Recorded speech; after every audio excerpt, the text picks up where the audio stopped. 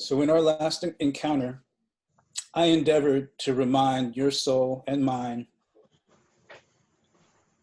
indeed to help to bring into our collective field the journey of Imuna and the tribe of warrior monks who sought to keep the teachings of the prophecy alive in the early days of the land of Evermore, once known as Andali. I spoke of the crystal pieces she had located in the sacred land, in which it was said that all else emanated from. We watched as the monks put those pieces together and then saw their great warrior Tadathis on his horse once again, valiant in the final battle as he passed from one life and vowed to return again in a different form. I love you, he said. I'm sorry. Do not forget our ways. I will return again in a different form. And we visited grandfather in our day, in our time, who woke abruptly, startled, and in great pain, as his dream spoke to him of the pummeling and the beating that his granddaughter had experienced while amidst the turmoil of a protest turned violent. Thank you. We watched and we felt as his partner Grace, hit with tragedy, called in the support of their community, sat by the stream and prayed with Decca's mother Felicia, who sat and sits there now still, with Decca, unconscious, hooked up to machines. And we saw, as grandfather and Grace saw, in the water, Decca, as a 5-year-old, appear and ask for a story. And though grandfather could not conjure up anything at first, we watched as he was visited again in his dream, as he experienced the world through the eyes of Imuna, which had then, in the morning, it had occurred to him, seemed to be the spirit of his granddaughter speaking to him, beckoning him again for a story, beginning the tale and passing it to him as they had done so many times before by the stream. And it brought to him in that morning visions of Asan, the bringer of light, and his stone canoe, and the wizard, and a great princess Tedeka, who was said to be at the center of a prophecy, the prophecy of the great brightening.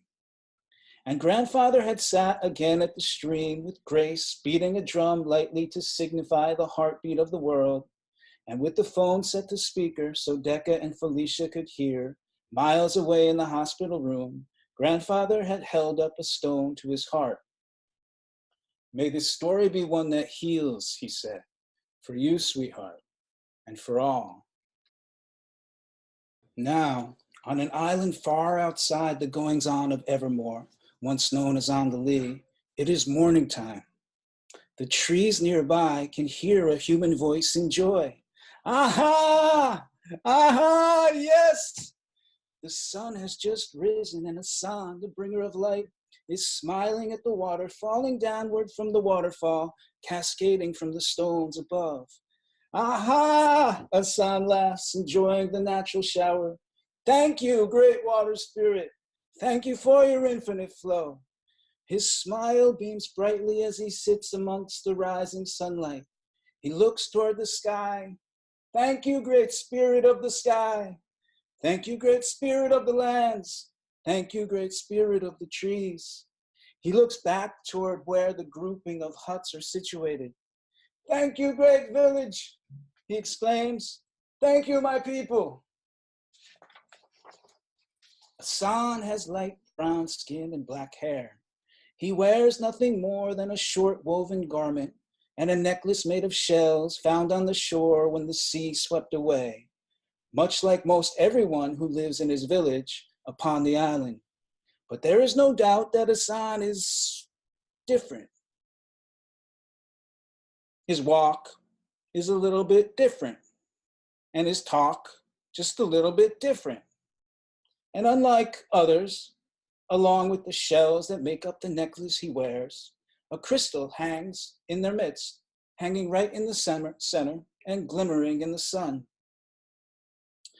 Asan picks some fresh berries from the bushes not far from the waterfall, putting them in a small pouch that hangs from his neck below the necklace. As he walks around the bend, he pauses. Something is different. Something, it seems, has changed. It is unmistakable, and yet difficult to pinpoint just what it is. He looks toward the horizon. Could it be? No. It looks like. He squints a bit. He measures with his hands and checks the alignment of the horizon with the alignment of a stone formation nearby. It seems that yes, there has been a shift. Hassan skips in excitement now, having never seen this before. He paces back and forth. He recalls the wizard, who appeared to him as wizards will sometimes do, in a puff of smoke while he was atop the mountain. It was then, of course, after some pleasantries, that the wizard had first displayed the crystal necklace to Hassan. He spoke of its ability to guide him into true alignment, smiled as he was known to do, and with what looked like a wink, threw it to him whimsically. As Hassan watched it coming toward him, it appeared to flow in slow motion. He could see a lively aura around it, with orange and pink and yellow appearing as it flew into the air. And within that moment, he could see a castle, unlike anything he had ever seen. At first with a dark shadow upon it, and then transformed, a light emerging, a community in celebration spreading outward in song and dance, and what seemed to be a whole entire planet set in harmony. The trees clapping hands, the stars and the natural world smiling in wonderment once again after a period of great discord. He could see in that brief moment Princess Tedeka, her heart aligned in joy in the butterfly garden, her authentic dance triggering the dance of so many others. And he could feel the great love emanating, and his spirit smiled a great smile as the necklace landed in his hand. The shift will be unmistakable, had said the wizard. You will know it when it comes. Hassan recalled the wizard's words, replaying in his mind the teachings of this peculiar wizardly being who had appeared to him atop the mountain so many years ago. Then Hassan did what seemed natural in such a moment. He went to the village, doing as villagers would do when they had a message to share, blowing the great seashell to make a sound, calling all of the tribe together. The people of the village heard the sound, looked toward Hassan, and came toward him, some coming out of their huts with their children, others dropping their morning work to gather. And as they gathered, a great smile beamed from Hassan. Thank you, my people, he said. You have made me strong and wise. Today I shall set forth on my journey to evermore, once known as Andali. For I am to be a great light and help to bring peace to these lands and activate the great prophecy. What? Said one of the villagers. That is not our way, said another. Andali, said yet another. Does it even exist? Yes, of course, my friends, replied Hassan. The wizard told me about it when he came. And now the sign I have been waiting for has shown itself on this very morning. The wizard, said one of the villagers, doubtful and skeptical, because after all, they had not in fact ever seen the wizard themselves, but had only heard Hassan's stories about him, which, interesting and colorful as they may have been, did not seem to have anything to do with what is important, like fishing, planting food, and carrying forth the traditions that had been passed along over generations. And most thought that connection with the others in a faraway land could only lead to destruction, if in fact they even existed at all. Hassan had spoken to them at the nighttime fires about the wizard's appearance and about the turmoil in the world beyond their village. He spoke to them of the wizard's visions of all the worlds dancing together, and how every human's innate gifts would be called forth once again, how ancient woundings would be healed, and how the cries of the people would be heard and responded to. But indeed, it was difficult, if not impossible, for the villagers to connect fully to what was being said. And on this morning, they did not even have the curiosity to inquire in more detail about the sign Hassan had received.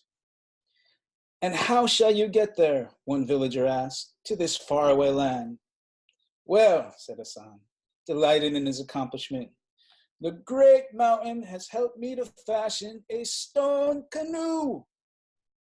A canoe, said one villager, made of stone?